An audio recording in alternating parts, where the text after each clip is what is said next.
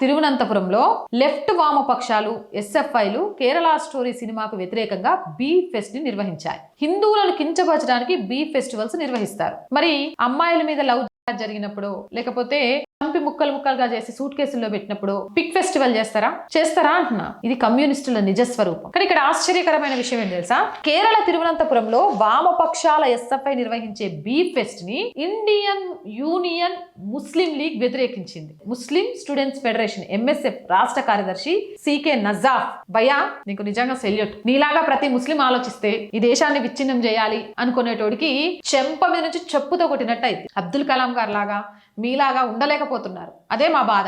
ఆయన ఏమన్నాడో తెలుసా? ఇది హిందువుల మతపరమైన మనోభావాలను దెబ్బతీసే అవకాశం ఉంది. బీఫ్ తినని హిందూ సమాజంలో వారిని మనం గౌరవించాలి.